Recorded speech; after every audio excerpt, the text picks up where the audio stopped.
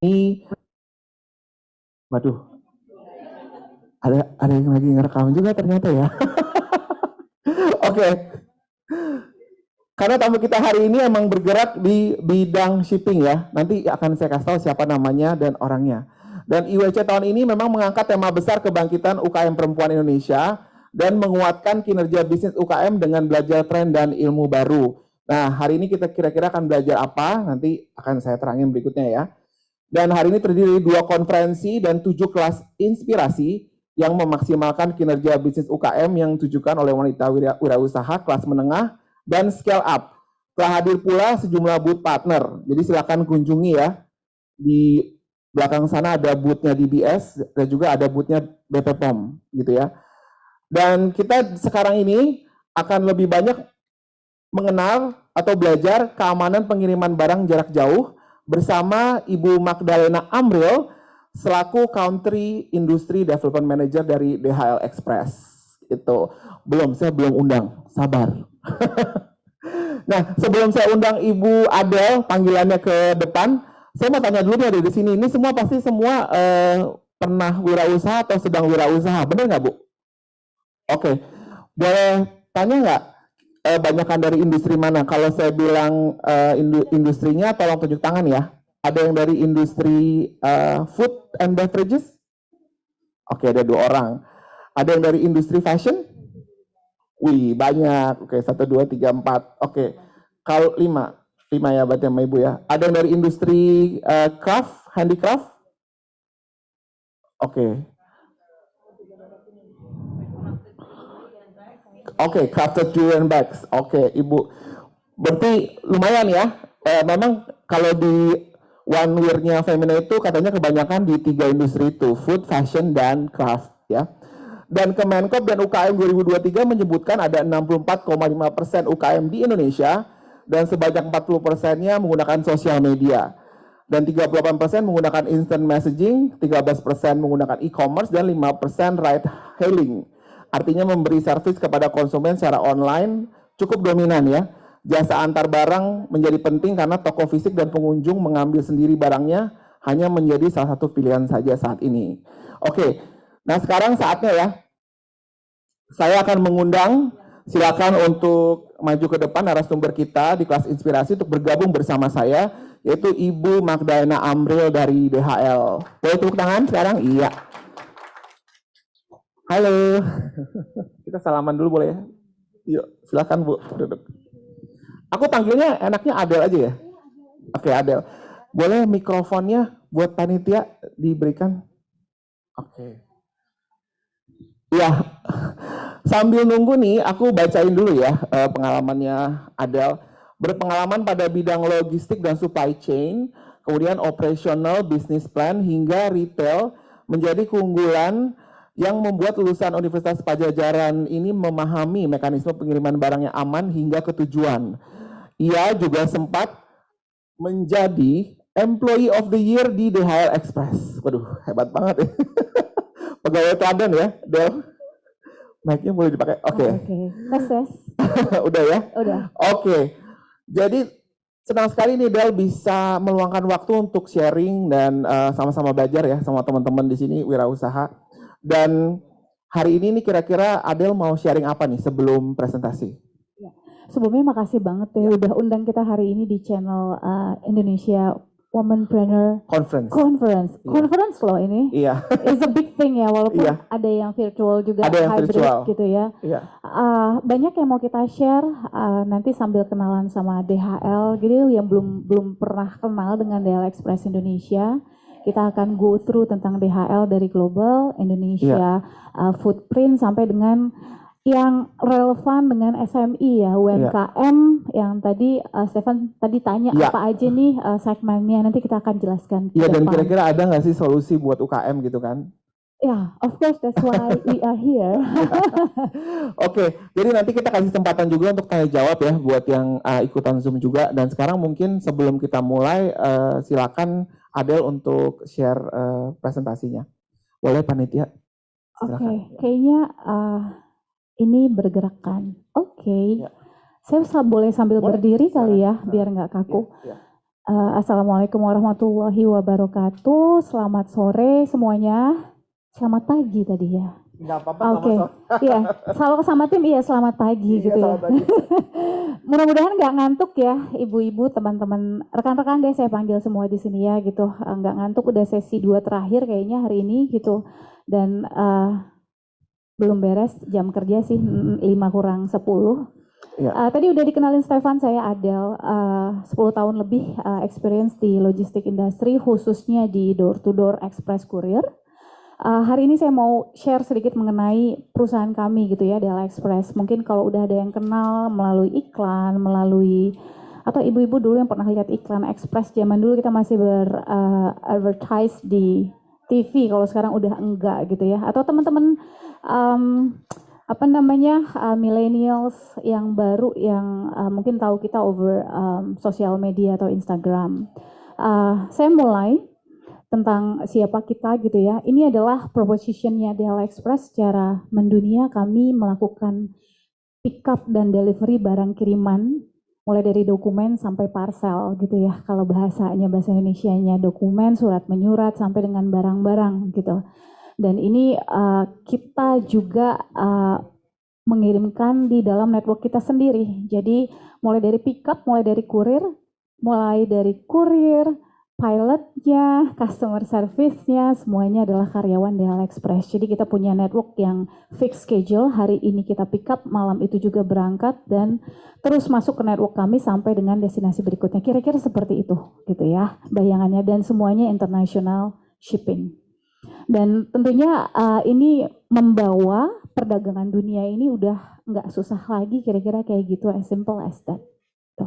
Dan di dunia kita sudah establish dari tahun 1969. Di Indonesia kita baru aja ulang tahun yang ke-50 bulan Juni lalu. Jadi DHL Express Indonesia hanya 3 tahun pautnya dari pertama kali founded di USA. Selamat ulang tahun. Terima kasih. 50 years, setengah abad di Indonesia. Sama dong sama Femina. Oh ya, congrats tuh. Kapan? Iya, tanggal persisnya aku mungkin perlu ada bantuan dari tim panitia. Tanggal persisnya. Tapi sama umurnya. 50 tahun. 50 tahun juga. Yeah, okay. so is quite experience ya, kalau kita bisa dibilang gitu. Kira-kira seperti itu. Kalau saya lanjut lagi, apa sih yang menjadi fokusnya kita? Tentu customer-nya kita gitu ya. Dari tahun 1969 lalu gitu ya. Fokus kita adalah ke corporate business awalnya, tapi jangan sedih gitu teman-teman SMI, UKM, UMKM kita sebutnya, lebih dari 1 dekade ke belakang kami sudah fokus ke sana. Dan yang kita punya juga, kita nggak ketinggalan terhadap perkembangan segmen, sektor kalau kita sebut di DHL Express atau DHL secara grup adalah, we call it industry or segment gitu. Dan tentu juga bisnis, bisnis model. Bahkan kita punya range of customer yang cukup luas. Just now tadi Stefan tanya sama saya, kita bisa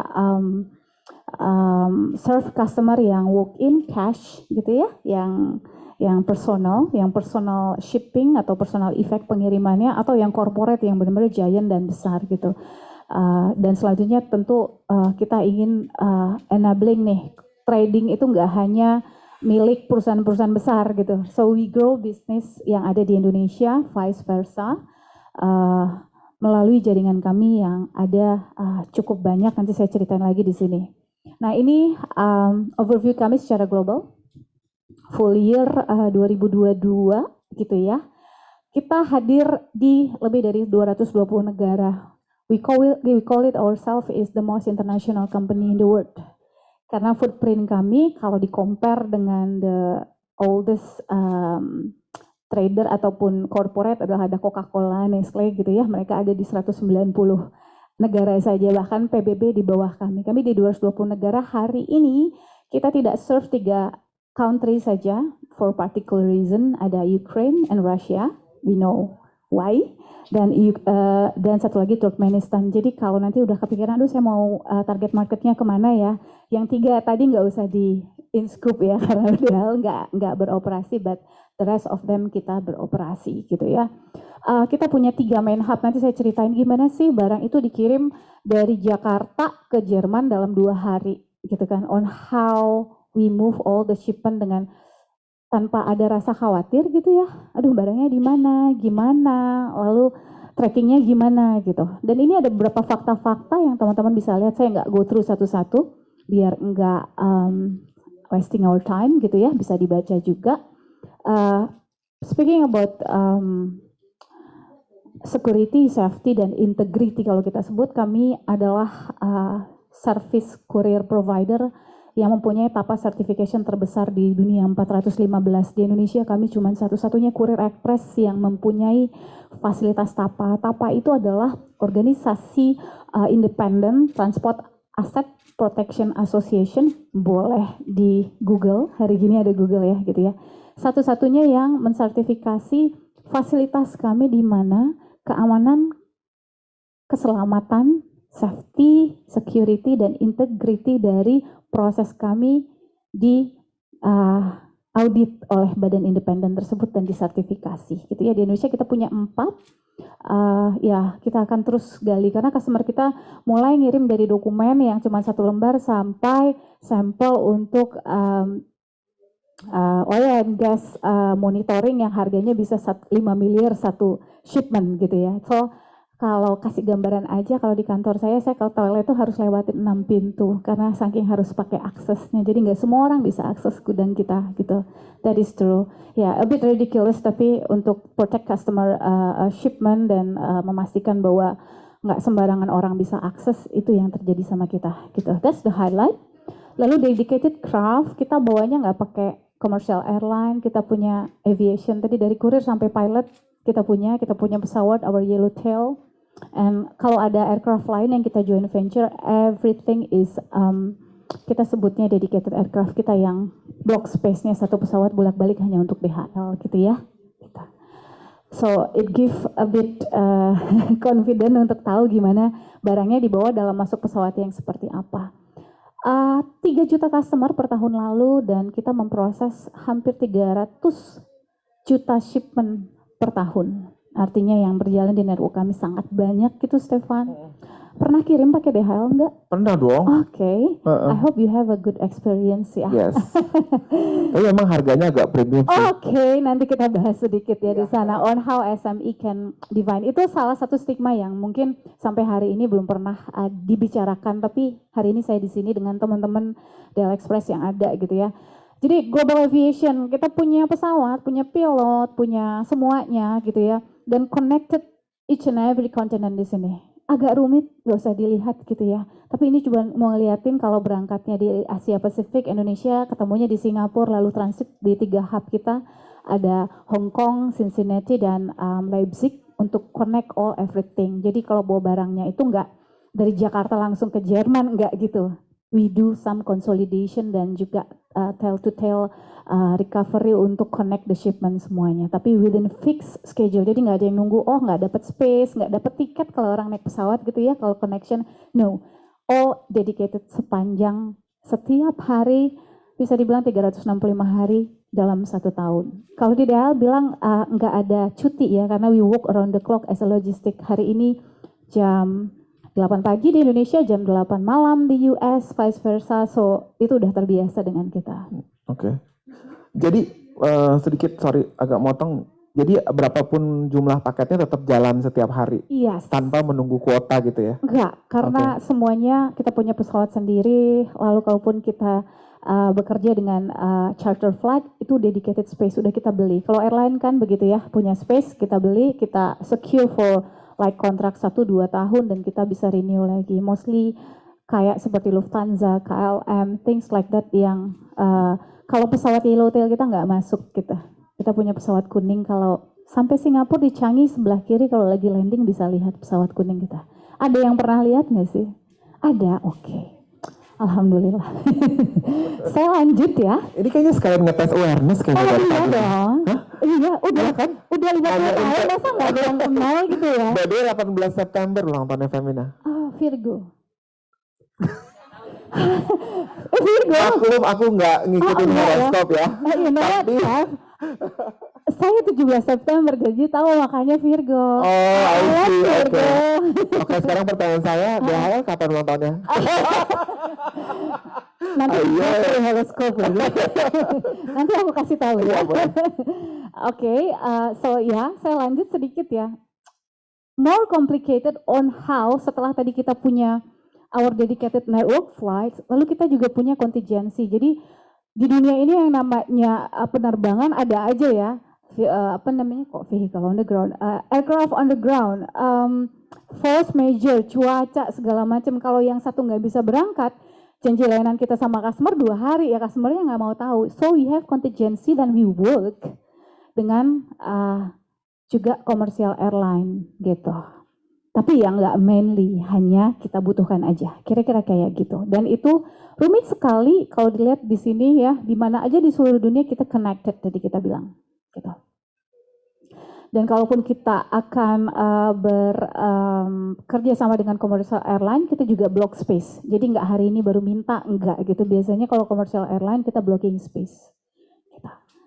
Begitu, jadi rutenya kalau di tim quality service itu or tim operation, kita udah tahu hari dalam tahun ini kita kerjasama sama Lufthansa misalnya, KLM misalnya, atau yang lain itu udah ada nomor pesawatnya. Jadi as simple as pada saat bikin airway bill gitu ya, dari pick up sampai delivery, nomor kurir yang pick up sama nomor kurir yang akan antar itu sudah ada di sistem kami, termasuk pesawatnya yang mana, loading transit di mana within our network. Dan kita sudah digitalize itu akhir tahun 90. Kita satu-satunya yang live tracking pada saat itu. Gitu kira-kira. So 3 global hubs. Jadi kita dengan in the name of efficiency secara operasional kita melakukan transit di 3 hub ini. Jadi kita di airport punya facility, kita punya pesawat sendiri, kita proses. Kalau teman-teman lihat, rekan-rekan womanpreneur di sini bisa lihat, semuanya automatic system ya, barangnya masuk conveyor belt, nggak diangkat-angkat gitu ya, masuk pindah gitu ya, nggak gitu. Kita processing ini jumlah sizing areanya, dan bisa kita proses, biasanya parcel sort capacity-nya 65.000 per jam dia sorting. Ini belok ke Dubai, ini belok ke Los Angeles kayak gitu, karena kita ada barcode yang di-scan dari atas, gitu. Kebayang ya? Kebayang, jadi nggak diangkat-angkat orang pindah sana, pindah sini. Iya Bu, berat ya Bu? Iya, oke. So main hub ini di Cincinnati, di CVG, lalu ada di Leipzig, Jerman, dan di Hong Kong.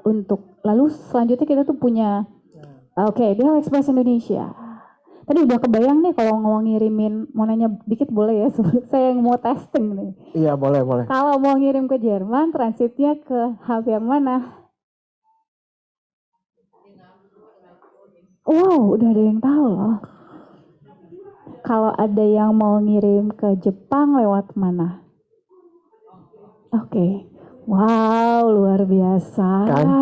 Mereka benar-benar tepuk tangan dong. Benar-benar menyimak. Ya. Jadi udah tahu, Express pasti lewatnya ke sini. Awas ya disasarin dulu ke CVG baru balik ke Leipzig ya, enggak gitu ya.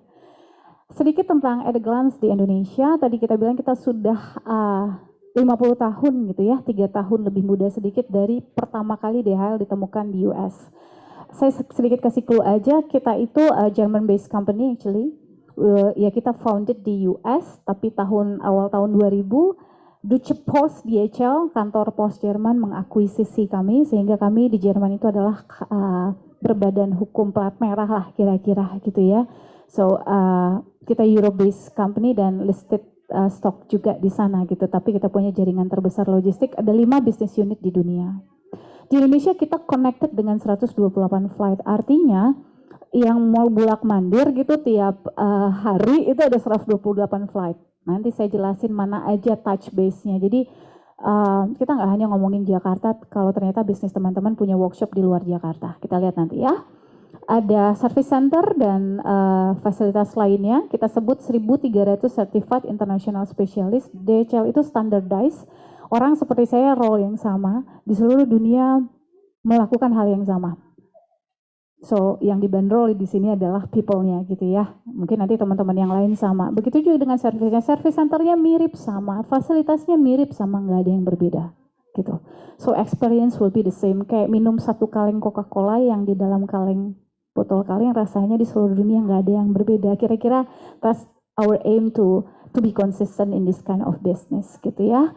Lalu 7 gateway nanti saya sebutin sedikit. Winner great place to work. Ya ternyata kita bekerja, saya dan teman-teman bekerja di perusahaan yang menyenangkan gitu ya, gitu. Ini sudah beberapa award kita menangkan juga. Ada 290 kendaraan mulai dari motor listrik sampai dengan trucking ada di Indonesia, kita yang punya sendiri. 44 service point tadi kalau masih mau cash customer, walk-in customer gitu ya. Dan kita punya 2, ini kemarin saya salah ya, kayaknya ini harus dibenerin. Kalau di sini kita 4 punya TAPA certification. Ya. Moving out, tadi ada 7 gateway. Gateway itu sebenarnya terminologi kita internally untuk menyebutkan bahwa kita bisa memproses ekspor dan import dari 7 kota ini. Kalau kompetitor nggak ada yang sebanyak kita lah gitu ya. Oke. Jadi bisa berkirim dari Balikpapan direct flightnya ke Singapura, nggak lewat Jakarta lagi gitu ya. Dari Medan ke Singapura semuanya, bahkan ada yang langsung ke Hong Kong dari Surabaya dan Jakarta, daily flight. Jadi ini proses ekspor dan impor bisa dilakukan di sini. Karena establishment kita cukup besar, Balikpapan kami fokus tentang mining, customer kita besar, banyak mining di sana karena resource-nya juga. Agriculture dan forestry ada di Sumatera sana on behalf of Medan. Surabaya of course trading juga, Semarang the newest facility karena kalau ingat pabrik baju yang ada sekitaran Jakarta collapse karena tadi dibahas raise of the wage ya, minimum wage gitu ya. Lalu pindah ke Semarang. Very recent 2019-2020 kita buka fasilitas baru karena keinginan customer kita gitu. So ya, lalu Bali itu syarat juga dengan SME. So ya, itu yang kita lakukan. Bali kayak have their own specific UMKM gitu ya, mereka tuh gila banget gitu ya terhadap menjual produk-produk Bali gitu. So 7 ini bisa jadi touch base kalau ternyata punya workshopnya ada di Bali, ada di Medan gitu ya, ada di mana, bisa langsung berangkat di pick up, masuk gateway, langsung connect ke luar negeri tanpa harus ada, kalau logistik kita sebutnya angkut lanjut lagi ya gitu ya. Jadi nggak transfer gitu, seperti itu. Dan ini connection DHL. Boleh tahu nggak Del, dari 7 kota ini mana sih yang paling sibuk? Of course Jakarta ya. Oh gitu, masih Jakarta ya? Masih Jakarta, karena sebenarnya karena pusat bisnis masih di sini ya. Tapi kalau kita berbicara tentang DHL tuh juga unik ya, kita berbicara tentang volume dan kilo kan ya, jumlah pengiriman dan kilo. Ya itu terbagi banyak sekali gitu. Tapi Jakarta fasilitas gateway kita paling besar di bandara ada di Suwarna sebelah kiri sebesar 14.000 meter square dan auto sorting juga cukup besar. Yes, Jakarta. Second city-nya? Surabaya. Oh, tetap ya. Balikpapan dan Surabaya itu almost the same. Oh, I see. Ya, Oke. gitu. Jadi sebenarnya bukan sizing bisnisnya, koneksinya to the world. Kita bahkan buka Semarang just new gitu ya, bisnisnya belum ada tapi karena customer kita pindah kita ke sana. So then in a way kita juga develop kayak gitu stuff. Carry on. Di sini udah kelihatan ya, yang 7 gateway tadi connect ke Singapura. Dari Singapura nanti dibawa ke Hong Kong, Leipzig, Cincinnati. Yang geografinya kemarin ngulang, mungkin di sini bisa belajar ya gitu. Saya juga belajar kemarin. Lalu kita punya kayak sub-hub lagi ada di Pudong, North China. Kalau di Singapura, kenapa Singapura kita sebutnya South Asia Hub, hub yang paling dekat dengan ASEAN gitu ya, yang connect langsung karena bandaranya juga bandara hub seperti itu gitu. So ini langsung ke Singapura, nggak, kalau mau ke Medan nggak perlu Jakarta lagi gitu, atau kalau mau pick up-nya di Medan nggak perlu ke Jakarta lagi baru ke Singapura. Kira-kira kayak gitu. That's make all our operation is very efficient. Sedikit aja tentang strength of DHL Custom and Cargo Management di Indonesia. Ini di fasilitas kita yang ada di Cengkareng, 14.000 square meter. Paling besar se-ASEAN. Singapura tidak punya sebesar ini, Malaysia tidak punya, Indonesia punya, because we have a big population dan bisnis ya, trading in and out Indonesia. Bit technical, tapi ya kita lakukan semua proses clearance gitu ya. DHL itu satu-satunya kurir yang adalah Authorized Economic Operator Certified by Custom. Artinya kami melakukan proses secara compliance dan kami mitra custom. Kalau yang pernah kerja di manufacturing atau di pabrik atau di brand besar, biasanya kalau yang mitra prioritas kira-kira kita kayak gitu. Gitu. Yang pernah kerja di tadi Mbak yang di sini dia pernah dikerja di Nestle apa Unilever. Iya. Kan? So proses kepabeanan itu bagi perusahaan yang certified IEO tadi ya dipercaya mumpuni. Iya. Ya. Dan kami sebagai carrier kami harus bring that up front gitu ya karena harus transparent and compliance kita. Kira-kira seperti itu. Jadi kalau barang masuk itu kan harus dicek dulu semua di fasilitas kita. Kalau kirim pakai yang lain kita nggak tahu. Dibawa ke gudang ini untuk di regulated agent untuk di X-ray. Bawa di gudang ini untuk dicek sama custom. Kalau kita masuk gudang kita X-ray-nya kita bersepuluh muat Steph gitu ya. Oh gitu. Quite big gitu ya. Dan itu ada custom P2, custom police yang ngeliat tuh X-ray kan lewat kan barang. Kayak kita mau boarding aja ya Bu, barang kiriman juga sama rekan-rekan sekalian ya gitu. Dan kita nggak numpang fasilitas orang because we own everything there.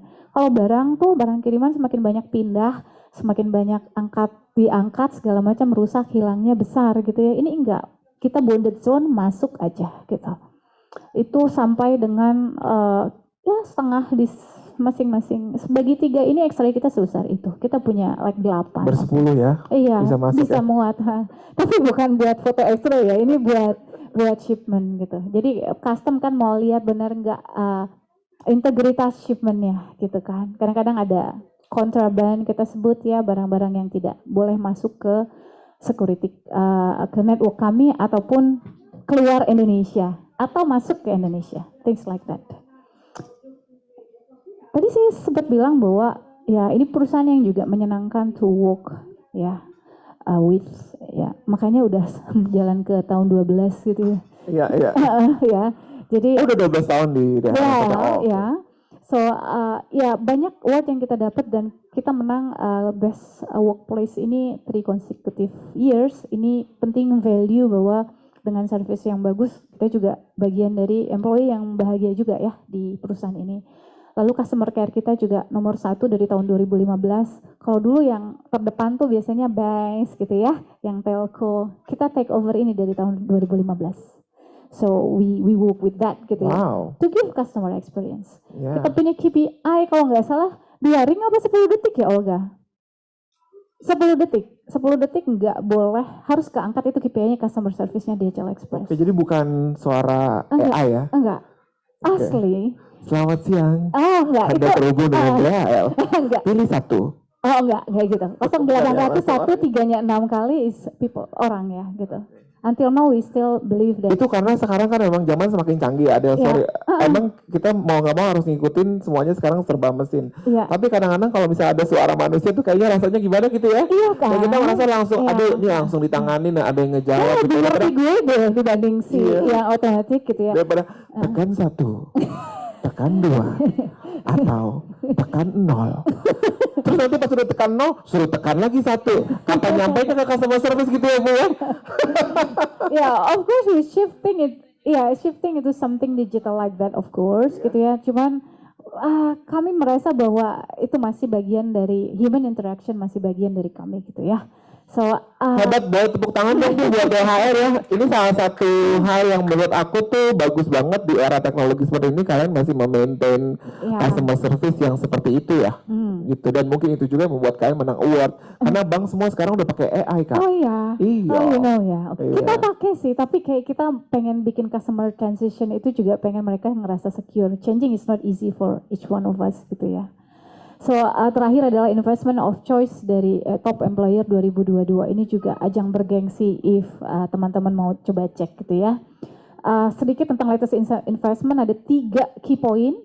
Nggak main-main, 16 juta euro kita infuse di Jakarta di distribution center yang saya bilang 14.000 meter square tadi. Prosesnya di sana sebesar ini, bounded zone, tidak boleh masuk karena itu adalah proses impor dan ekspor. Lalu 3,5 juta euro kita infuse untuk Semarang, Yang tadi saya bilang kita nggak punya Semarang, cuman karena customer kita pindah semua ke sana, dan kita mau expand. Ternyata Central Java juga banyak SME dan UMKM-nya. Ya, glad to hear. Dan 3,4 juta euro kita build di Bekasi Service Center. Iya, Bekasi itu semuanya kawasan industri ya gitu. And we renew dan kita pastikan itu standarnya internasional. Ya kalau misalnya nanti udah jadi customer DHL minta diajak jalan-jalan ke sini ya gitu ya, bisa. Nah, offering kita boleh by tour, facility tour gitu. You can see how we operate gitu ya. Kenapa sih milih DHL gitu ya? Yang pertama, of course kita punya own network tadi, kurirnya, pilotnya, lalu networknya semua kita yang punya. Jadi jangan khawatir itu gudangnya disewa gitu sama orang yang nutupin siapa, yang operate gudangnya siapa, enggak gitu. Jadi barang teman-teman aman. Sampai hari ini mulai dari dokumen tadi yang saya bilang cuman selembar tapi berisiin kontrak jutaan US dollar dari bank persepsi atau bank apapun, kita lakukan itu dari awal kita ada di DHL gitu ya. Lalu of course kita supporting growth Indonesia, sangat rame dengan SME hari ini, cuman ada aja kesulitan atau pertanyaan-pertanyaan yang belum kejawab nih mengenai cross border trading. That's why DHL ada di sini. Ya 10 tahun lalu SME itu masih sedikit kayak kita sebutnya technically adalah break bulk gitu ya, nggak bisa kirim gitu. Nah kita punya another service, akhirnya kita sekarang integration dan lain-lain. Waduh seru deh ya gitu ya, seru, nanti kita bisa bicarain di nextnya. Lalu custom, experience kita sama custom itu long and old tentunya dan juga bagus. Tadi di Indonesia kita authorized economic operator. Lalu speed, karena semuanya dedicated, semua terukur. Jakarta Jerman 2 hari, Jakarta US 5 hari, Jakarta Singapura 1 hari gitu ya, Jakarta Malaysia 2 hari, atau Kanada biasanya 4 hari, Europe 2 hari rata-rata. That's what I study from our network. 5 tujuan destinasi terbanyak dari SME adalah US, Europe, Kanada, New Zealand, dan Australia. Ada yang negara tujuannya ke sana? Belum? Tapi mostly itu top 5 destination ya. Ya memang majority dari Bali juga. Gitu. So connection itu udah established dan teman-teman bisa pakai gitu. Saya next.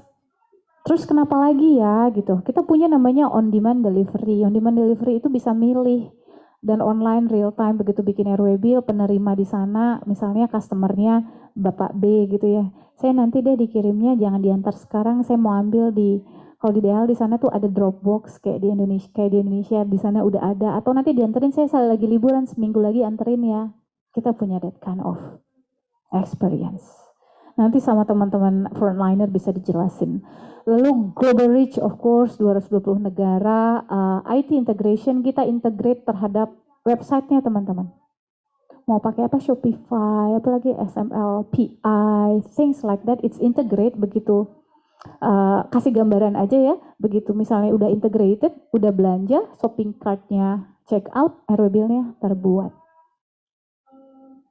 So udah kayak gitu. Kalau dulu kan yang belanja beda lagi, ini beda lagi gitu. And it's currently, udah lebih dari 5 tahun kami melakukan. Details nanti bisa ditanyakan ya. Lalu the brand of course, mudah-mudahan kita cukup terkenal. Basic packaging ini penting. Jalan dengan DHL itu semuanya rush handling ya.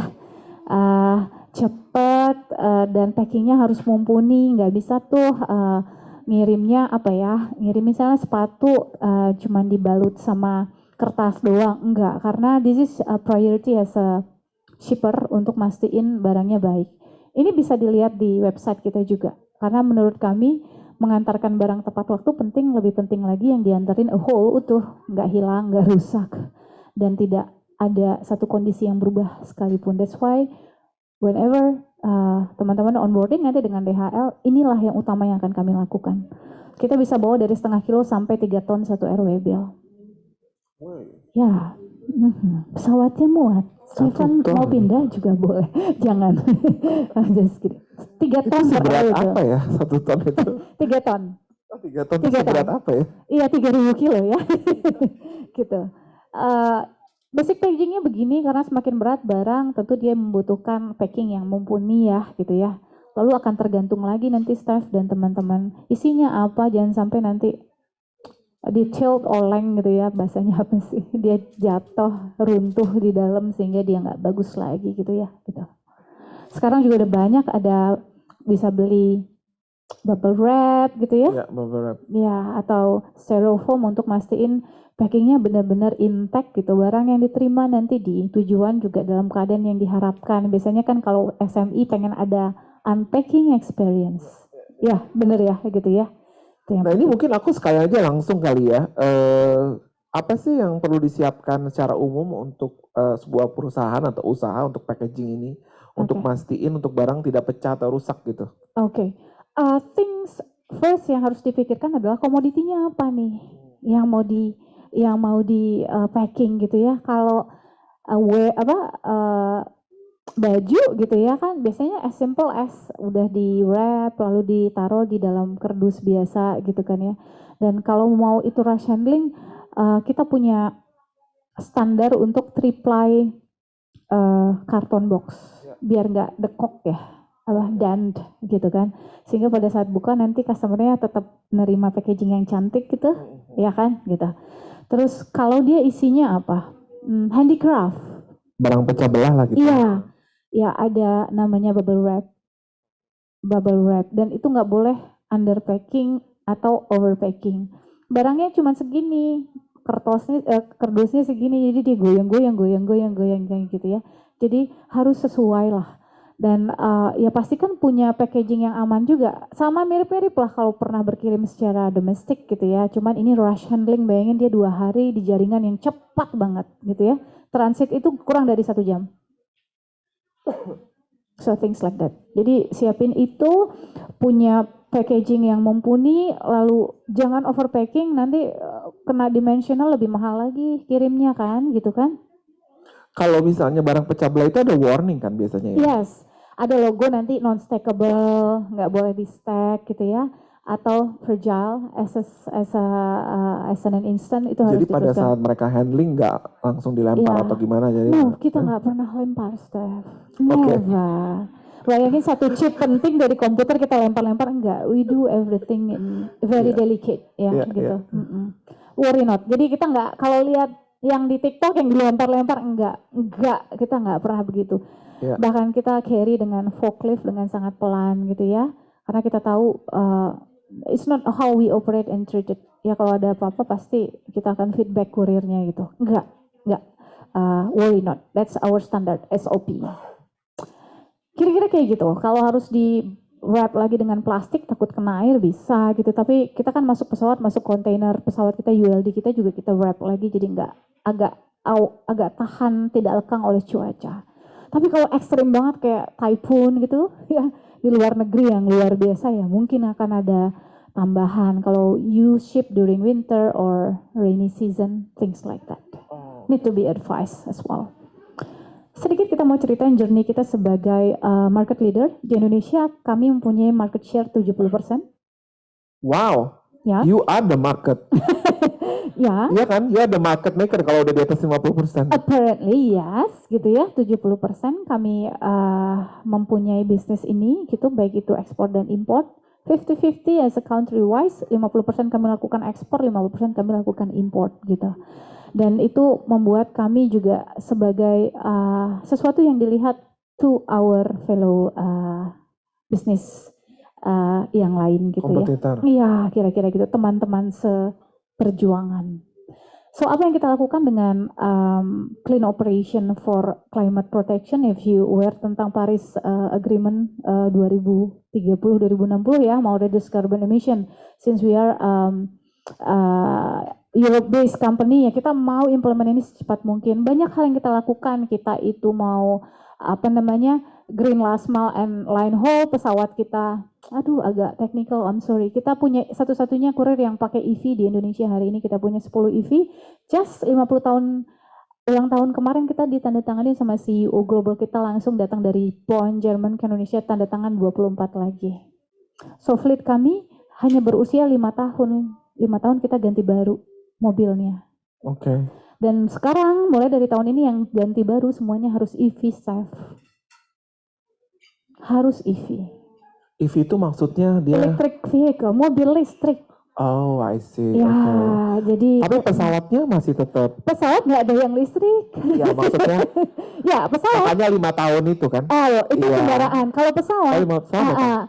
kita leader in sustainable aviation. Karena kita punya aviation, SAF ini adalah semacam biodiesel, begitu bio art after namanya. Dan kita dalam 2030 kita mau blend semua pesawat kita harus pakai 30% sustainable after ini. Dan stoknya di dunia 15%-nya kita udah beli.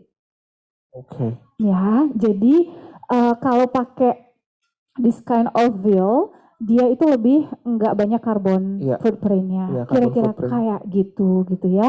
Lalu carbon neutral building. Di Indonesia kita bangun kayak ada 4 recently dalam 3 tahun ini semuanya smart gitu ya, smart building, pakai solar panel. Kalau orang nggak ada di ruangan lampunya mati. Makanya kalau yang gini doang nggak gini-gini nanti lampunya mati sendiri di ruangannya. Jadi harus agak ada activity dikit. Jadi seperti itulah kira-kira kita mau hemat energi juga gitu ya. Lalu green product portfolio, kita ngasih core product dan solution teknis ya, ada inside, outside, itu offset, itu akan bisa dijelaskan di sini. Nanti saya bisa jelasin sedikit ya. Tapi kira-kira begitu, ini dia mau liatin our CEO Global datang ke Indonesia untuk nandatangani 24 lagi EV. Jadi barangnya yang di delivery, last mile-nya semuanya pakai EV. Kalau di Eropa truknya udah pakai EV. Kalau di Amerika sudah pakai ALIS namanya pesawat tanpa awak yang juga listrik. Gitu. Ya, kita di arah sana lah gitu ya. Gitu. Nextnya adalah ya offset and go green and offset your emission. Kita ada namanya service-nya Go Green dan Go Green Plus. Jadi nanti dikasih report nih shipment-nya carbon footprint-nya berapa gitu ya. Biasanya corporate besar mau lihat. Tapi kalau pakai, mohon maaf saya ojek online, kalau pesan makanan ada yang Go Green tambah 200. Iya.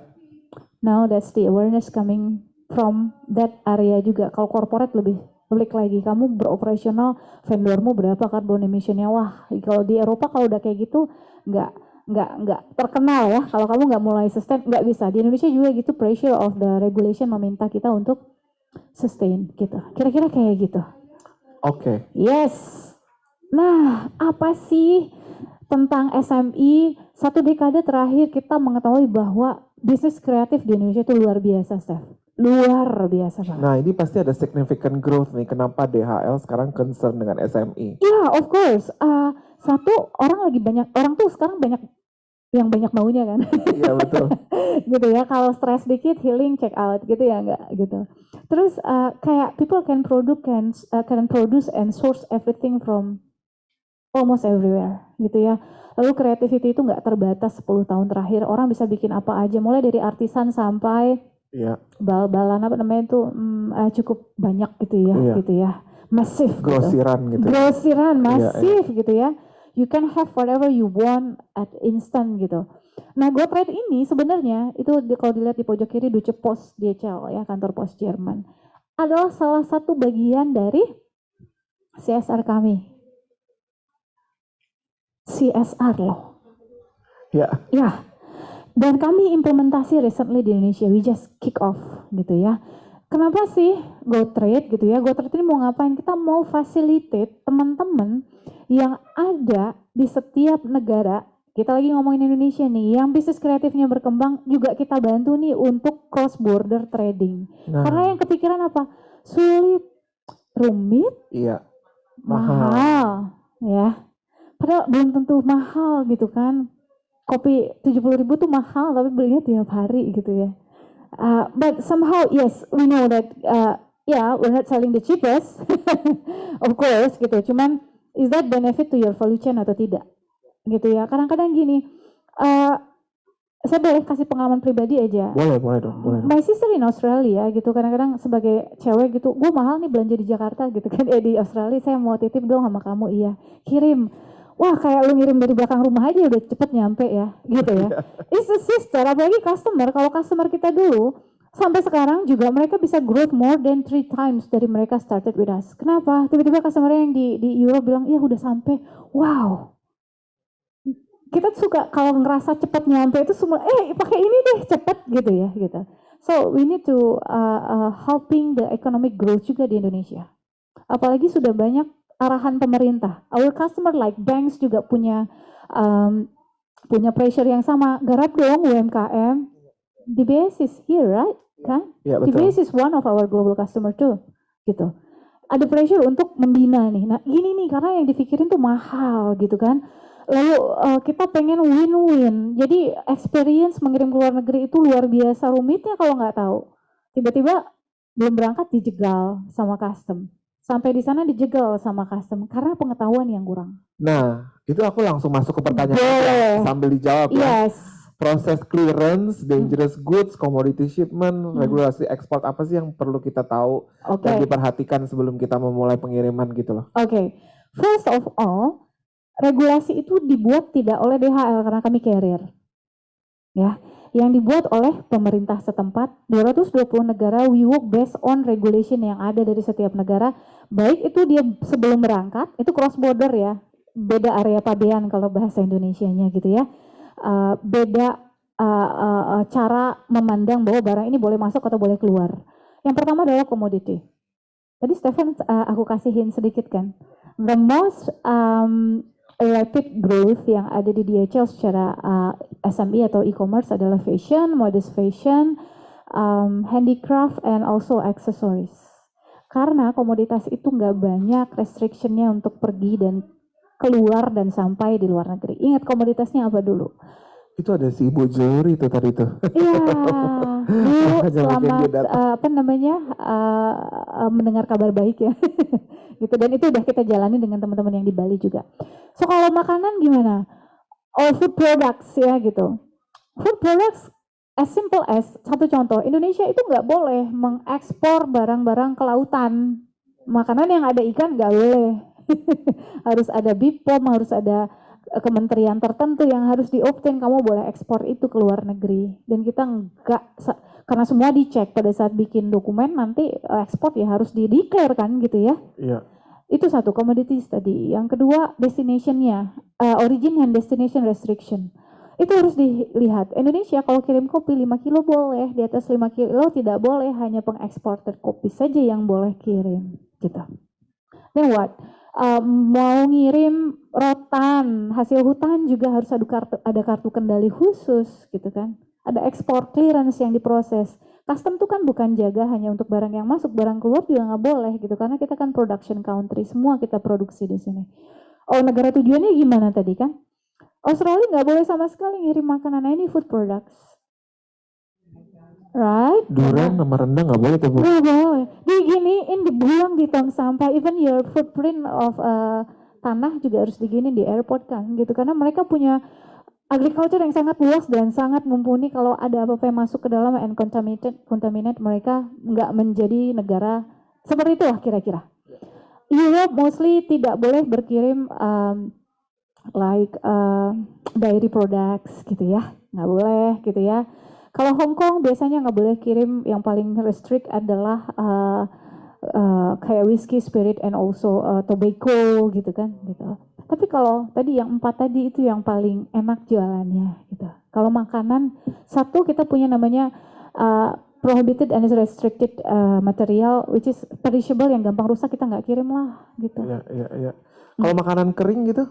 Iya, harus ada BPOM-nya. Ya, oke. Harus register dulu, ya kan? Nggak bisa ekspor barang sembarangan. Tapi bukan berarti nggak mungkin kan ya? Mungkin, tapi restricted gitu, dibatasi. Nah, sama kayak mau bikin usaha harus ada sana kemari dulu ya, mastiin bahwa adalah registered exporter gitu. Kalau DG itu terkait dengan carrier aviation.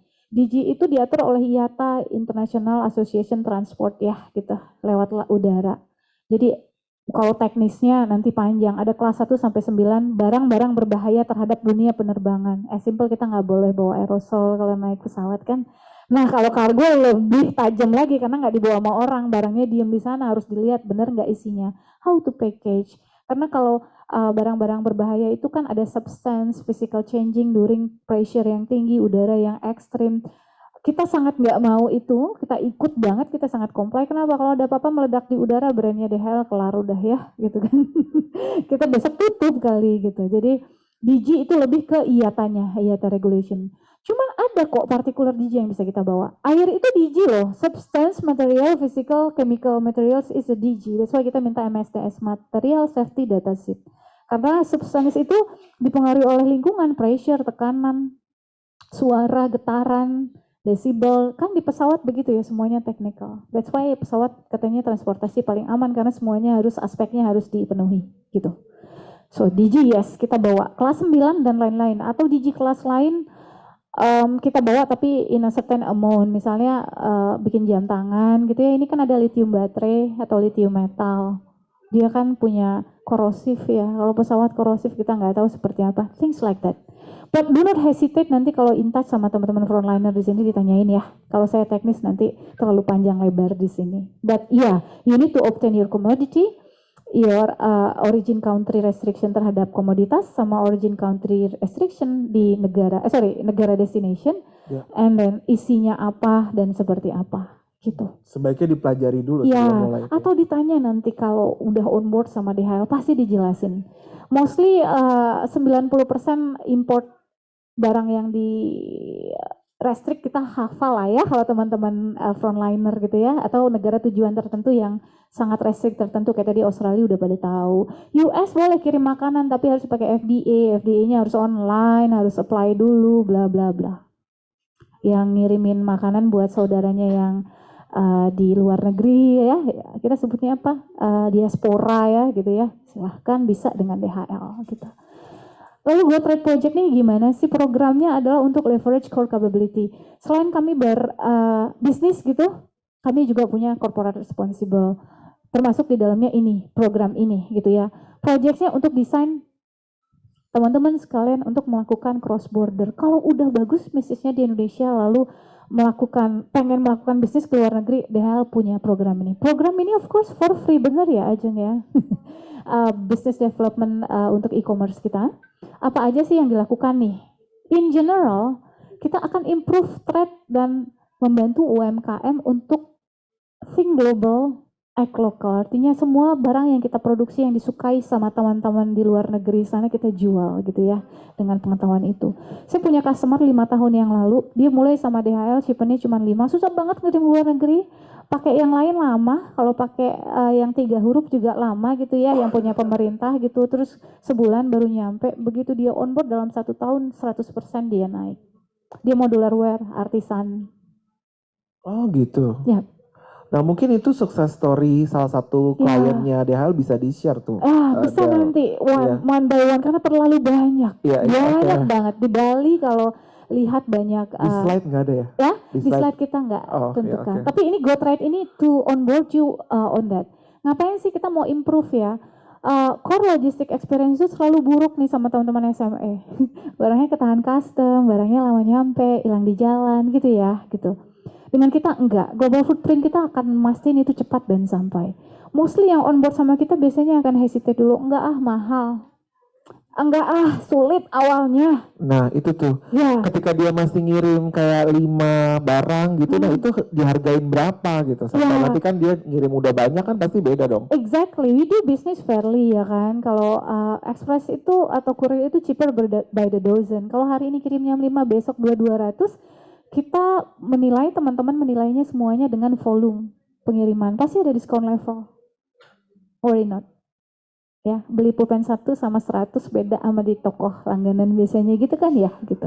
Cuman ujung-ujungnya maksudnya adalah kalau kita kirim 5, biaya pengirimannya lebih mahal nggak daripada harga barangnya? Nah, kadang-kadang begini, pricing is at your decision kan ya gitu. Biasanya dikirim ke luar negeri kan what kind of what we call it, level of buyer yang mau diinginkan. Kadang-kadang orang luar negeri itu lebih memvalue barang kita dibanding di dalam negeri ya. Kok mahal sih gitu ya di sini ya gitu ya. Like one satu baju aja gitu kan. Nah, pricing strategi juga bisa kami rekomendasikan through the konsultasi gitu. Biasanya berapa sih? Percaya nggak? Satu headpieces yang atau satu tas Bali yang bulat itu tahu yang paling terkenal? Iya, yang lagi banyak banget di Dulu ya, mana-mana. berapa kalau mereknya?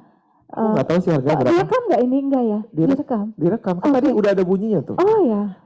Ya ada brand luar negeri yang juga kayu-kayuan begitu harganya bisa 3 juta ya kan gitu kan. Nah, teman-teman kita yang di Bali itu SMI jual yang nggak harus 3 juta kan, 1 juta, orang luar negeri suka banget dengan handicraft kayak gitu kan. Iya. Ya ongkos kirimnya nanti kita bicarakan gitu. Your pricing cost juga harus mengerti gitu. Head pieces yang cuman modalnya berapa, karena kan kalau SMI ini semuanya crafting, am I right? Iya kan? Artisan gitu maksudnya. Crafting kan, biasanya dibuat baju juga kayak gitu, nggak biasa. Dan of course kalau berarti harga masih bisa dibicarakan. Iya, of course kita pengen juga melihat bahwa as a start kita juga nggak mau kasih painful ke customer, ditambah lagi belum lagi kerumitan tentang custom clearance gitu ya. Boleh nanya langsung nggak? Boleh dong. Ini udah mau habis belum presentasinya? Aku takutnya kayak stealing the thunder. Ada 3 lagi. Oh iya, lanjut dulu deh. Yes, jadi Growth Rate ini bagian dari CSR. Kita mau helping developing SME gitu ya. Tadi udah bilang bahwa aduh economic growth dong, kita nggak terlalu banyak ngerasa inflasi, bener ya? Saya agak touch sedikit macroeconomics ya. Karena pembelanjaan dalam negeri kita sangat baik, bisnis lokal kita bagus. Yang saya pakai ini juga lokal gitu ya. So, ternyata dia local brand supporter juga. Oh iya, saya suka banget gitu, bahagia gitu dibanding brand yang gimana ya. For some yang sering kita ganti. Yang make berarti ya. Maksudnya apa? Kelihatan mahal gitu. Alhamdulillah. Tapi bagus, produk lokal tuh bagus-bagus gitu. Dan saya lihat beberapa merek yang saya sukain gitu ya, mudah-mudahan ada di sini atau ada tadi dan 2 hari ini gitu ya, bisa leverage itu gitu. Kita mau lihat mastiin bahwa SME itu kita support lokal bisnis untuk akses global market. Indonesia itu terkenal bahwa cara kerja yang sangat bagus, kualitas yang sangat bagus kalau memang serius ya. Banyak kok modest wear yang terkenal sampai Malaysia, Singapura, am I right? Iya kan gitu ya. Aksesoris handicraft tadi saya udah ceritain gitu. Nggak kalah kerennya dibuat sama orang-orang dari luar. Dan uniqueness kita, taste kita terhadap culture, it instill on the product. Itu yang saya rasain gitu. Itu yang kita juga pengen teman-teman Indonesia, pelaku bisnis di Indonesia, womenpreneur seperti teman-teman yang ada di sini berhasil nih menggarap pasar luar gitu ya. Lalu ya kita project ini disupport DHL Express Indonesia dengan edukasi, gratis edukasi. Jadi yang tadinya nggak tahu pertanyaannya banyak gitu ya staff, kita kasih tahu semuanya. Kita kasih onboarding. Ini dia. Kenapa sih main activity-nya? Yang pertama adalah kita mau handling international shipment. Nanti kita ajarin gimana handling international shipment. Apa requirement yang Stefan tadi tanyakan. Lalu harus custom and compliance. Custom clearance-nya apa, compliance-nya apa, kita kasih tahu. Lalu gimana international trade itu kayak apa ya? Kita bahkan untuk SME yang on board, kita akan kasih list negara dan berapa jumlah barang yang akan kena duty. Dutiable, tahu, kena bea masuk di Indonesia per tahun 2019 dari $100 turun ke $70 turun lagi ke $3. $3 ke bawah diimport barang tidak kena duty, 0 bea masuknya. Dan biasanya kalau teman-teman SMI kita kasih nih list negaranya dan berapa duty-nya. Jadi pada saat pricing strategi gitu, kalau saya punya pasar ke Eropa sekian ratus euro nih nggak kena duty nih, aman, customer-nya nggak nambah tambahan gitu. Kalaupun kena akan masuk ke your system di web sistemnya teman-teman, mungkin kalau udah punya web kayak gitu, semuanya komprehensif. Jadi customer tuh datang udah terima aja, nggak perlu lagi bayar duty ya, bayar dulu biaya masuknya baru diantar barangnya, kayak gitu loh staff gitu. So the experience is more seamless. Selanjutnya gimana engage, improve e-commerce, gimana ya, lalu grow bisnis dengan customer centricity. Kalau DHL itu kita punya culture namanya ICCC, Instantly Customer Centric Culture. Bagi kita customer experience nomor 1. Hari ini kalau udah upset besok pergi ya nggak mau lagi biasanya ya, kebal gitu, enggak lagi gitu ya. Terus terakhir adalah mentoring, kita akan lakukan mentoring. Ini support semuanya, kita akan support seperti delivery tentang custom. gimana sih ceritanya? Hari ini kita akan recently saya lihat contekannya, saya takut salah ya. Oke. Nggak apa-apa ya. GoTrade itu baru saja kita kick off bulan lalu. I see. Ya, Oke. kelasnya offline dan online secara berkala kita akan kumpulkan 23 sampai 35 SMI yang ada dengan partner inkubator kita seperti Femina. Kita pilih nih. Nah, ini journey-nya. Ada 4-5 kali pertemuan for free of course, ya, gitu. Dan kita akan melalui yang mendaftar nanti ke Femina, minta tolong nanti teman-teman Femina kalau ada yang tertarik dengan GoTrade, dikumpulin, nanti bisa PIC kita kontak kembali, kita akan survei terhadap eligibility.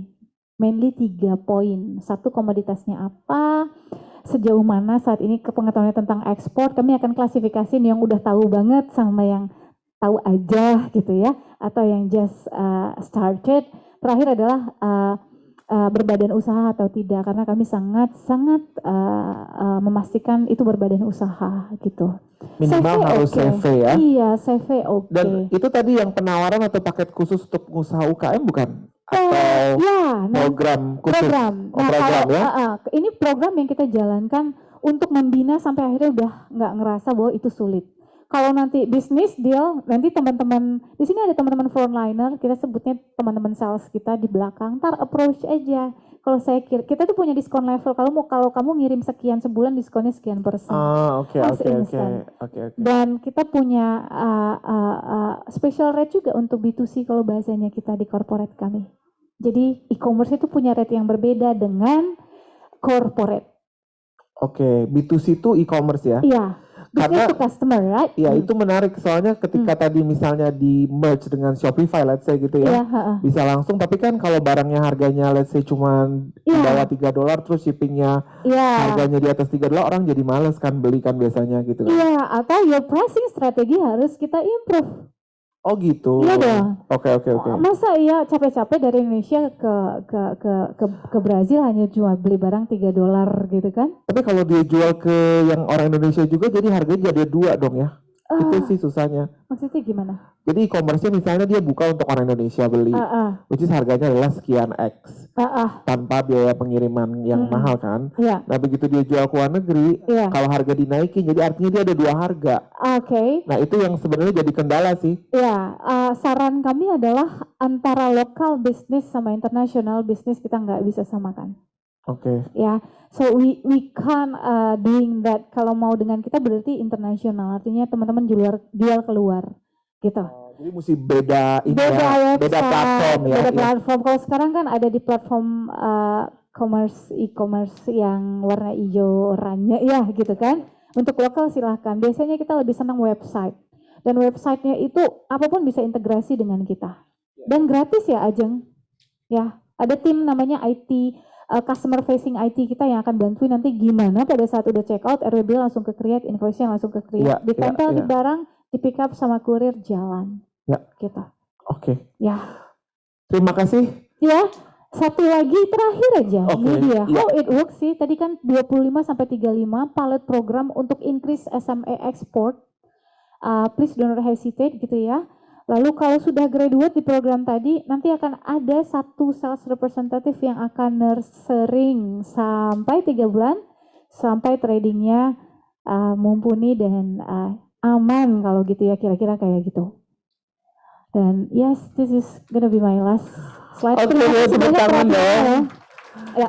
Thank you Ada. Jadi ini sebenarnya perusahaan shipping tapi menarik ya, memiliki aspek-aspek seperti banking juga. Jadi nggak cuma hanya menjual service tapi meng-coaching dan memberikan edukasi terhadap pelanggannya, ya which is dengan program SME ini. Menarik juga sih. Jadi ibaratnya membantu juga nih untuk para mitranya Femina yang UKM-UKM ini, dan juga mungkin suatu kabar yang bagus banget buat yang mungkin nggak hadir juga di sini, nggak ada di Zoom gitu. Sesuatu fasilitas yang bagus banget untuk membuka market di luar negeri. Karena seperti kita tahu kalau misalnya kayak kemarin nih pandemi kan, kita mau mengandalkan market dalam negeri juga kayaknya juga agak seret ya. Mesti nambah market lagi keluar. Siapa tahu buat mereka harga barang kita itu nggak seberapa gitu ya. Jadi dengan di markup pun, dengan harga delivery pun, mereka masih mampu beli. Karena itu Exactly. kejadian sama teman saya juga Iya tuh. Iya kan, betul. gitu. Jadi nggak hanya how to doing the shipment, kirim shipment, kita juga bisa apa namanya kasih konsultasi tentang pricing strategi biasanya. Ya orang di luar negeri gaya beli dan currency-nya berbeda gitu ya. Iya, iya. Beli baju di sini dia terkaget-kaget murah sekali ya. Kalau kita mau jual di market mereka harus harga mereka ya teman-teman gitu ya, jangan harga Indonesia gitu.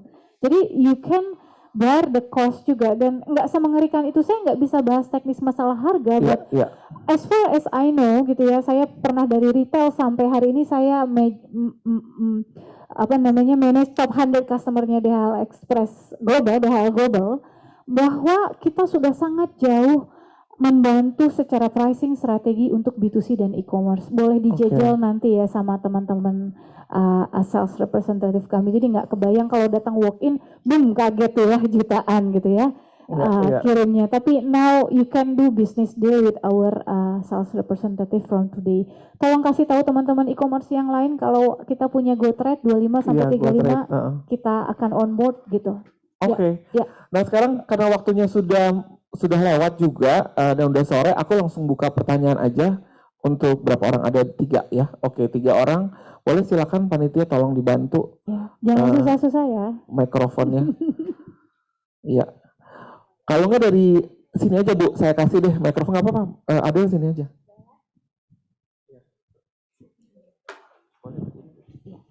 Halo Adel, saya Vanda, saya punya brand tas Giglini bag.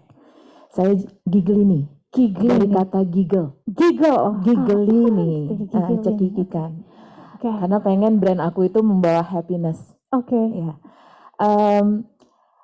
Gini, saya mau nanya begini, saya mau menjajaki Jerman, gitu, karena style dari tas saya itu adalah simple, karena orang Eropa itu kan senangnya simple ya. Bahannya itu leather, atau ada juga yang canvas plus leather. Yang mau saya tanya gini, DHL itu kan Deutsche Post ya. Kalau aku tanya teman-teman aku yang di Jerman, mereka bilang itu posnya Jerman, Vanda.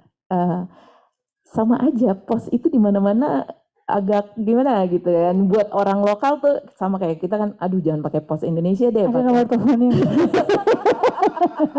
I'm kidding. Tapi aku kekeh, aku bilang enggak, DHL itu beda. Aku bilang itu kan, itu swastanya mungkin. Enggak, Vanda, itu sama, itu state owned kata gitu. Yang aku mau nanya gini, karena kan dia punya negative perception about pos ya. Apakah ketika kita mengirim sesuatu, kan kalau tadi presentasinya semuanya great, great kan? As great as dari presentasi kan. Saya mau nanya gini, kalau saya ekspor ke sana, kebetulan kan tas kan nggak ada requirement yang terlalu gimana-gimana kan? Itu misalnya saya masih menjajaki untuk kasih sampel ke calon reseller gitu ya. Namanya commercial sample. Ya, misalnya cuma 5 biji. Itu di treatnya itu sama dengan kalau kita orang biasa kirim ke sana ya? Iya, oke. Terus bisa nggak misalnya gini, aku walaupun begitu aku udah deal dengan DHL gitu, maksudnya gimana kalau sekarang ini saya baru ngirim sampel, tapi can you give me the quotation kalau misalnya gue udah jalan dan misalnya kirim 100 gitu. Bisa nggak? Padahal aku belum. Ada 3 pertanyaan loh ini. Tapi nggak ada tanda tanyanya semua, pintar banget. Oke, lanjut silahkan. Ya, satu lagi. Malaysia. Aku pengen tahu Malaysia. Katanya kalau ngirim ke Malaysia itu agak susah. Gimana? Apakah benar susah? Karena katanya Malaysia itu paling takut gitu kalau ada barang masuk ke mereka. Wow, Ajeng sudah di kontak barusan? Ini kayaknya ada yang nggak nyangka nih ada pertanyaan tentang brand reputation ya. Di record nggak nih? Let me clarify. Secara business unit kita punya 5 di dunia. Express Courier, Global Forwarding, Supply Chain, DHL Freight, dan PEP, namanya Post E-commerce, package e-commerce and postal itu yang ada di German Post. Tapi dari Indonesia kalau pakai DHL Express semuanya berbeda, tidak masuk kantor pos. Saya ngerti banget, kebetulan kakak saya di Swiss ya kan gitu ya, lama di Eropa juga ya, orang taunya itu pos itu lama gitu ya. Ya, ada 5 business unit, kami business unit yang satunya Express. Di Indonesia hanya 3 business unit. So, jadi lepas dari siang beda, 5 business unit itu kayak ya. Femina dan apa nama? Ayah bunda parenting. Yes. Ya, jadi ini kayak Feminanya, tapi yang Express Femina lagi kalau gitu ya, lainnya mungkin yang biasa. Oke. Hybrid lah gitu. Ya. Bukan. Business unitnya tergantung karena kita kan end to end logistic solution kan. Nah, di Eropa kita punya, di Indonesia nggak punya. Di Eropa punya PEP namanya Parcel E-commerce and Postal. Ya treatmentnya kantor pos. Tapi kalau dengan DHL Express ya tidak. Nomor kalau DHL Express itu ada RW bill nih, ya udah di track aja gitu. Nggak sama nih semua business unit, walaupun berkirim-kirim juga. Kalau global forwarding berkirimnya pakai laut, pakai kapal laut, tapi berbeda treatmentnya. Hope it clarify. Ya, nanti bilang your German acquaintance bahwa kayak gitu. Yang kedua kalau berkirim sampel gimana? Yang saya know tadi justru gini, mau sampel mau apa pada saat pengiriman, FOB nilai produksi barang harus dikirim gitu ya, harus di state di dalam RW bill. Jadi nggak bisa ini hadiah, saya dapatnya enggak, karena perpindahan barang satu itu. Kalau masalah harga gini, pada saat melakukan bisnis DHL ingin melakukan bisnis continuity, tidak hari ini kirim besok enggak. Makanya kita suka account and regular customer. Kalau one off udah walk in aja, bayar cash aja. Jadi your forecast business biasanya kami akan pantau 3 sampai 6 bulan. Del, saya development nih sekarang. Ajeng, saya development nih sekarang ya, gitu ya. Mungkin dalam bulan ini saya baru ngirim 3 sampai 10. Tapi kalau saya jadi, my repeated buyer akan nambah ordernya 2 kali lipat. 3 bulan kita namanya ship to profile terhadap your committed number ke us. Kita bisa kasih diskon lebih awal. Tapi kalau nggak tercapai, diskonnya kita kurangin dikit. Tapi kalau lebih banyak kita tambahin diskon gitu loh. Yes, things like that. Gitu. Dan itu nggak hanya B2C, corporate juga gitu. Oke. Jadi terjawab ya, Ibu ya. Ada mungkin satu lagi? Ini yang di depan ya? Iya, boleh. Maaf ya, Pak. Sudah maghrib ya. Iya, nanti boleh dihubungin teman-teman yang ada di belakang ya. Boleh langsung kalau misalnya mau kontak. Yes. Perkenalkan, nama saya Bianca. Saya masih menjajaki untuk bagian ekspor impor ini, tapi saya udah beberapa kali pakai DHL untuk kirim barang. Nah, pertanyaan pertama saya tadi yang tentang trade on SME tadi ya, yang pelatihan itu tuh pelatihannya hanya di Jakarta aja atau bisa di daerah-daerah gitu. Oke. Itu yang pertama. Terus yang kedua, ini karena berdasar pengalaman pribadi menggunakan jasa DHL, saya paham kalau barang mau keluar dan masuk ke Indonesia kan harus dibuka sama orang bea cukai atau custom dari Indonesia. Pertanyaan saya adalah kenapa kalau sudah dibuka sama custom Indonesia itu tidak di wrapping sebaik pada saat kita mengirim gitu. Karena pengalaman saya beberapa kali begitu diperiksa sama custom, ya kita tahu custom pasti minimal banget ya, mereka repackagingnya lagi jelek banget gitu. Jadi yang sampai ke customernya saya itu yang udah dibuka dan nggak diperbaiki sama sekali. Dan saya mau nanya itu kenapa kok nggak di package baru bagus gitu, karena kan customer beli kan dengan yang wajahnya bagus gitu ya. Tapi pas nyampe ke mereka malah jelek, nah itu jadinya rusak reputasinya kita gitu. Oke. Experience yang ada ya. Oke, tadi Bianca, thank you for the question. Iya, kita Go Trade ini akan initiate Jakarta dan beberapa daerah khususnya Bali. Saat ini inkubator yang sign in dengan kita ada 11, 4 sudah kita approve, 7 masih kita review. Seperti Feminan ini. Kalau ada tahu yang entrepreneur event kayak gini di Jakarta udah kita mulai juga. Jakpreneur namanya, if I'm not wrong ya, gitu. So ada 4 yang sudah kita qualified, ya di daerah, ada di Central Java, ada di Bali area. Tapi Jakarta of course main business kita juga gitu ya. Kalau mau ikut yang di sana ntar boleh. Lalu yang kedua adalah ini ekspor ya, barang ditahan sama custom lalu di Oke, barangnya apa kalau boleh tahu? Deskripsi barangnya juga bando. Oke. Jadi pada saat barang itu bukan milik kami kan ya, gitu. Kami hanya carrier dan melewati gate-gate pabean. Nah, pada saat ada pemeriksaan fisik, custom itu ingin mengecek. Biasanya jarang banget, itu random sih. Random banget, very random terhadap KPI-nya mereka. Karena begitu lihat invoice, bener nggak nih barangnya harganya, kan mereka punya hak ya untuk nentuin harga bea keluar atau bea masuk. So they do the namanya exam 3 responnya gitu ya, adalah physical checking. Mereka akan buka entirely karena suka ada smuggling gitu ya, ngirim di dalamnya atau contraband. Sehingga dia buka. Memang unfortunate jadi tidak balik seperti how you package at awal. Tapi kan pasti dia akan nerima ada seal namanya custom inspected. That's evident bahwa DHL membuka karena custom inspected.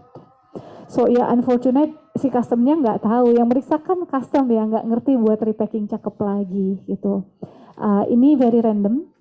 Dan kalaupun experience begitu, nanti harus pastiin barang-barangnya nggak banyak bahan natural yang mungkin kalau attract di X-ray yang bisa jadi ingin diperiksa. Biasanya kan ada rona atau kesan tertentu dari warna gitu kan ya, atau bentuk barang, atau deskripsinya nggak jelas. Kasih bilang nggak, saya mau lihat ini benar nggak masuk ke Indonesia barangnya, sesuai nggak deklarasinya gitu.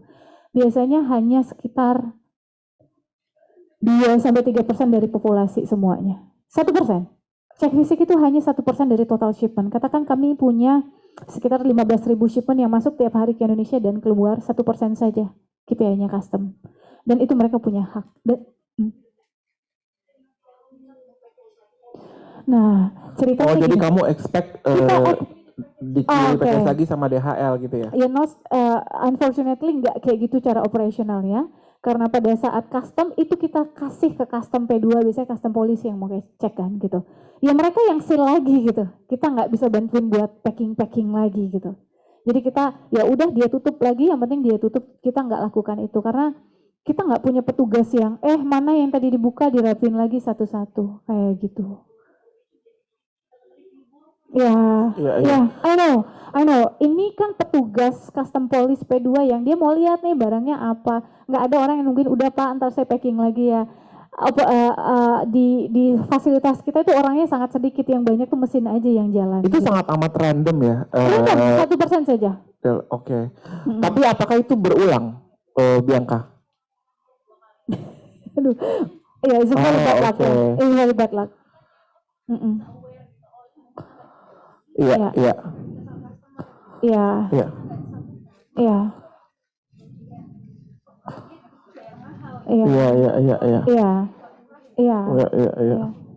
I'm sorry to hear that, tapi kalau dalam custom sudah buka, biasanya mereka lagi yang seal. Mereka datang, Pak, kan kita nggak boleh touch, that's the decision gitu kan, untuk mau cek mau enggak. Oh iya, enggak, saya cuma cek fisik gitu. Dan kalau ekspor tuh mungkin juga nanti coba diteliti apakah deklarasi barangnya sesuai ya, lalu ada yang mencurigakan atau enggak. Biasanya custom kan punya their own decision kan itu gitu. mungkin nanti bisa konsultasi lagi Bianca, sorry.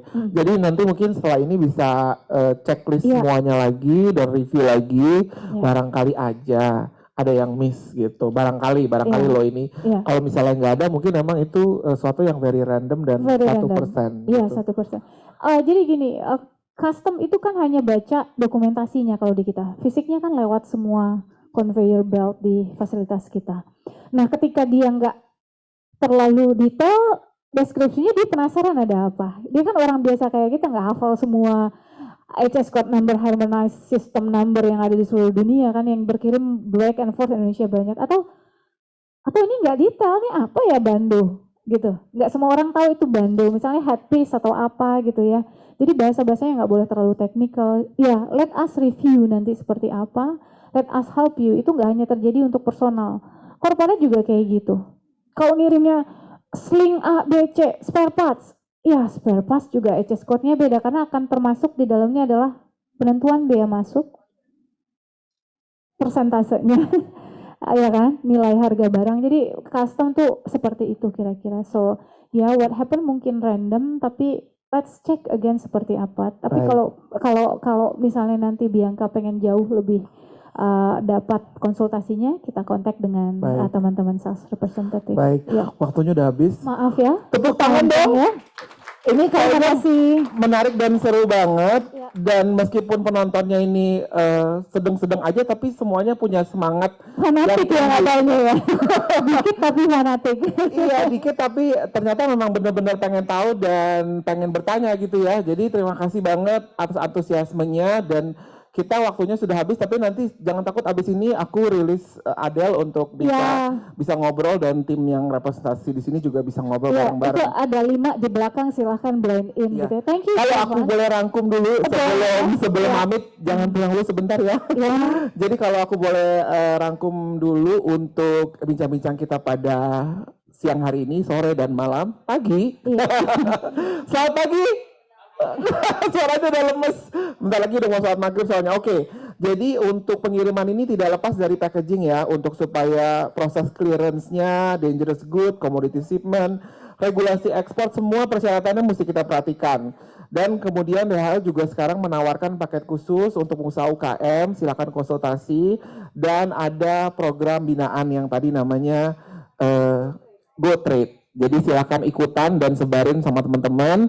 Dan juga tadi udah ada 2 pertanyaan dari Ibu Fonda tentang DHL servisnya, kemudian juga ada Bianca mengenai packaging. Jadi kayaknya kalau hari ini kita bilang masterclass-nya berguna banget ya, ibu-ibu, gimana? Bikin lagi nggak? Bikin lagi nggak, Mbak Mina? Nanti kita undang lagi ya di lain acara di luar IWC ini ya, kita bikin lagi ya supaya Imelda bisa ini apa namanya kok Imelda Adele, tuh kan gue udah lupa namanya. Adele bisa ngomong lebih banyak dan bisa lebih jawab pertanyaan lebih banyak ya. Ini yang online belum aku tawarin nih pertanyaan, tapi waktu udah habis nggak apa-apa. Boleh, sampaikan aja nanti kita nanti jawab sampaikan aja. offline ya. Oke. Ah, ah. Thank you Adele, thank you so much ya. Thank you, thank Tepuk tangan you. dong sekali lagi.